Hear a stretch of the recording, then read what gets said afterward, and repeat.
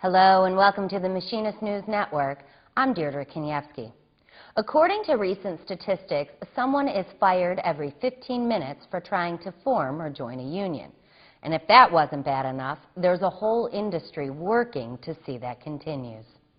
Union busting is now a $4 billion a year industry made up of anti-union consultants and attorneys who do everything literally possible to stop workers from forming unions or to break unions once workers have formed them. Many organizations believe $4 billion a year is just the tip of the iceberg. That in fact it's a much larger industry, but with many people who don't want their name on its membership list. But now, since the passage of the Employee Free Choice Act is close to becoming reality, more and more union busters are crawling out of the woodwork, and workers are feeling the pressure.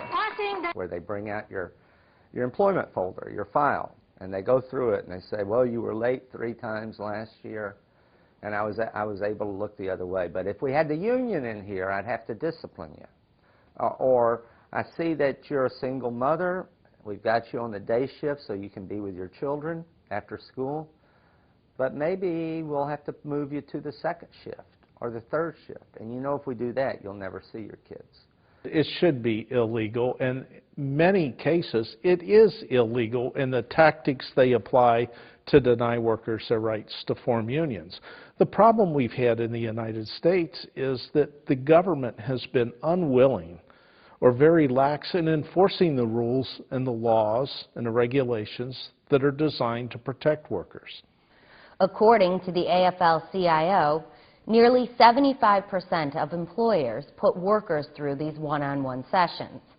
More than 50% of companies, especially in the industrial sector, threaten to close or move the work if a union is formed. And in nearly 26% of all organizing campaigns, management will fire the worker union leaders, sending a clear message to the rest of the workforce. This is why it's so important Congress passes the Employee Free Choice Act. You know, we've seen Congress react very swiftly to the needs and the concerns of the banking crisis and the insurance companies, etc. Well, this goes far beyond that. This is a vote of confidence in the American worker. And we're asking our elected officials to stand up for their constituents, stand up for the people who love this country and keep its economy moving forward.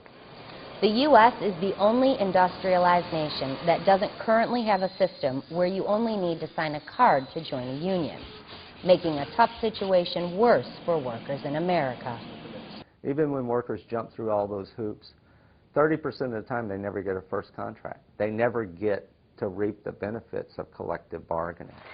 The labor movement campaigned hard for a presidential candidate who wouldn't be afraid to say the word union, and who would do all that could be done to help push through the Employee Free Choice Act.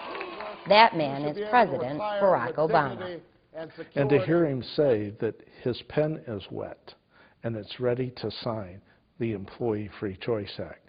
He did that within the first 10 days of his presidency. We have not seen leadership like that from a president since Franklin Delano Roosevelt signed the Wagner Act, allowing unions to organize. Acuff and Buffenbarger agree that companies which recognize unions and collective bargaining, like Harley-Davidson, AT&T, Kaiser Permanente, and Kmart, should be recognized for their dedication to the working class. Don't get your wireless phone service from Verizon Wireless, get it, or Sprint, get it from AT&T Mobility, 100% union. Yeah, when we all make that kind of a decision, it helps all of us. You know, we can rebuild a good wage, good benefit economy where everybody can access the American dream. Together, workers can change the damage done by union busting. In communities, it's by recognizing those who stand beside us. Nationally, it's making sure Congress passes worker-friendly laws. And internationally, it's a dedication to erasing an industry that looks to take away basic human rights.